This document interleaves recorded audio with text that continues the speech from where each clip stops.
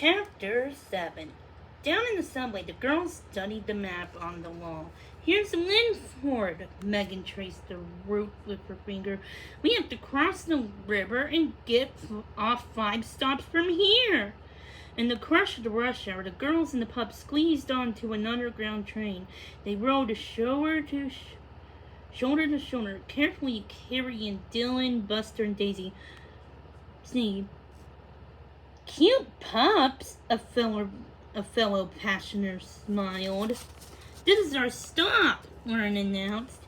She and Buster were the first to leave the carriage and find the escalator to ground level. They went up on the moving stairway until they came out of Linford Station.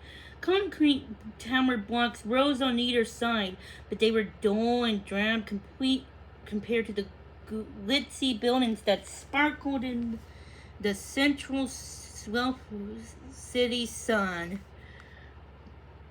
It took Caitlin a moment to look around and held on to Daisy. Megan took her newspaper and reread the front page.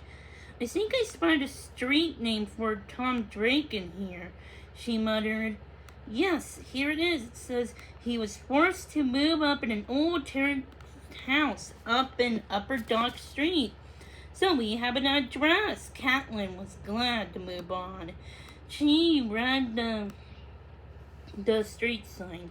This says River Street. If we head downhill, we should come across to a river.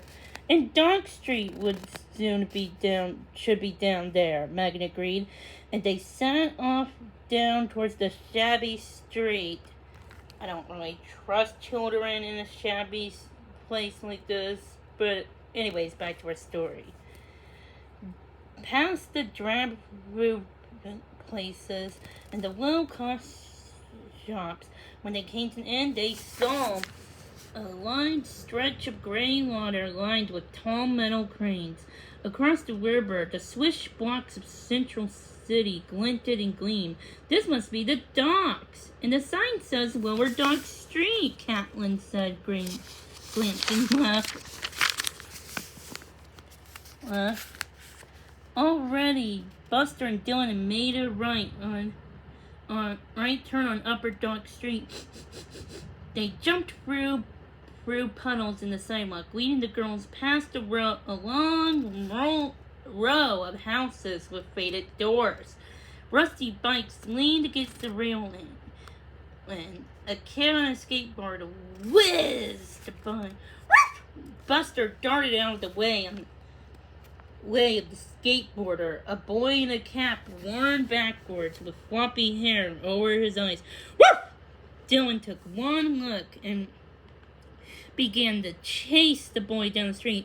Wait, Dylan, come back, Megan called. Leave him alone. But the little Labrador raced as fast as his short legs could carry him, barking at the skateboarder,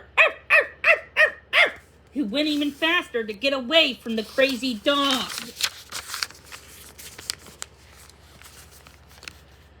And now Buster joined in, yapping loudly. What's up with them? Caitlin asked, clutching Daisy. The girls began to run. The boy in the skateboard came to a curve and overbalanced onto the gutter.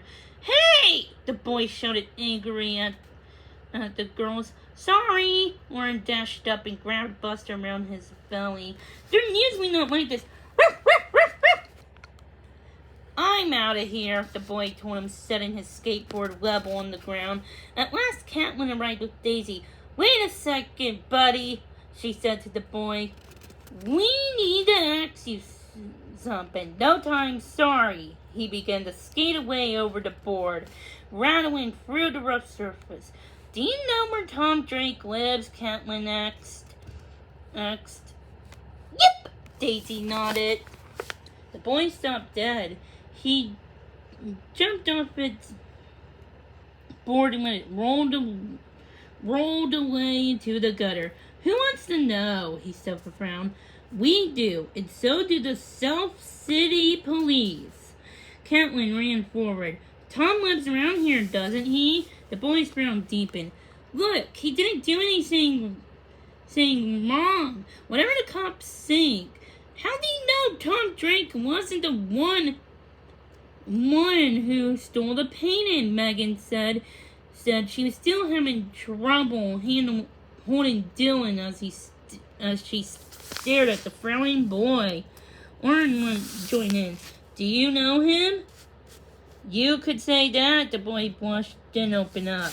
Actually, he's my dad. Your dad? Catelyn, Megan, and Lauren gasped. The kid scoffed and held his head high. My name's Josh Drake, and anyone who calls Tom Drake a thief is a liar!